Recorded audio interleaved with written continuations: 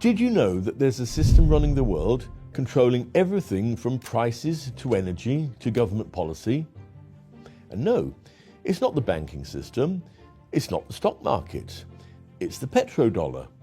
For over 50 years, it's been shaping our world.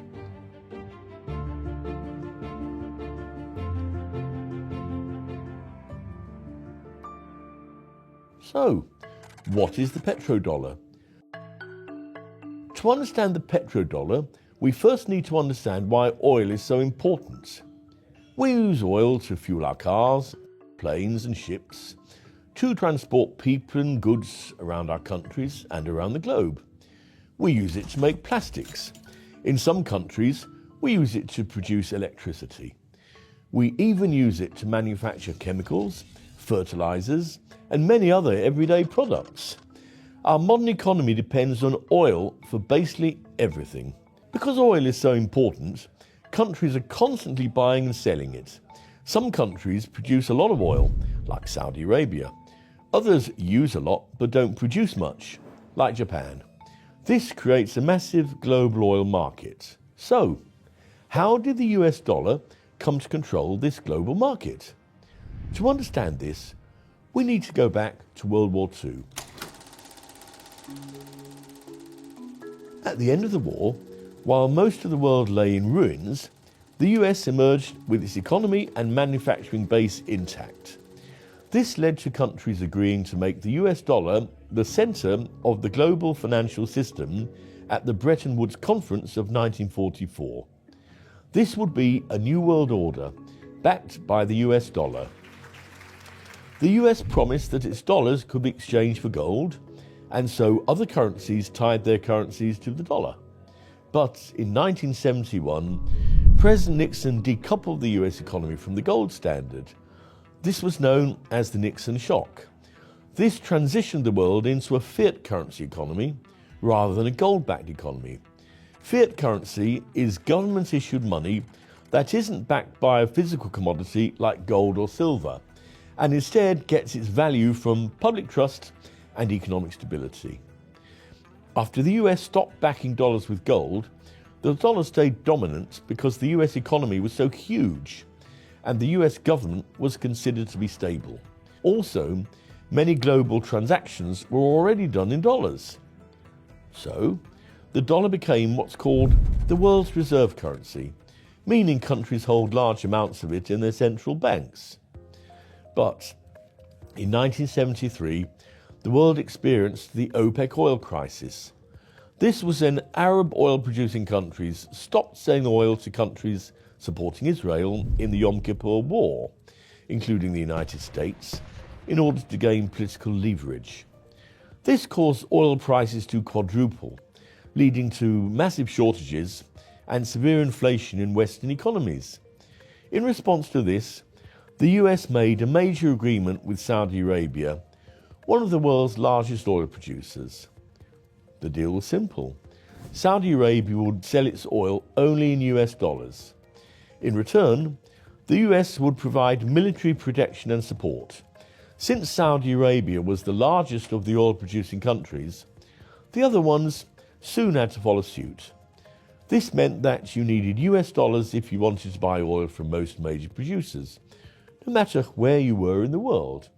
This system is what we call the petrodollar system.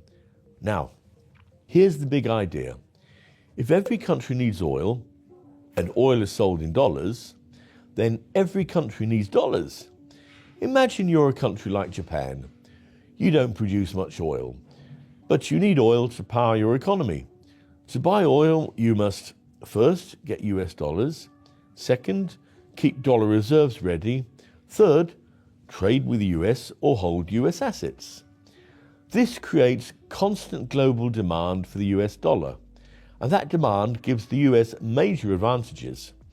It keeps the dollar strong because everyone needs dollars. It allows the US government to borrow money more easily and at lower interest rates. And it means the US can use financial systems like sanctions to influence other countries because so many international transactions go through US banks. In simple terms, the petrodollar helps keep the US dollar at the center of the world economy. What happens to the oil money that the oil-producing countries receive? They don't just store piles of cash, they invest it. This is called petrodollar recycling. For example, oil countries invest in US government bonds. They buy American companies. They invest in real estate and global markets. This means the dollars often flow back into the US financial system. It becomes a loop. First, countries buy oil with dollars. Second, oil producers earn dollars. Third, oil producers invest those dollars back into US assets. And fourthly, the dollar stays strong. So, what's the future of the petrodollar system?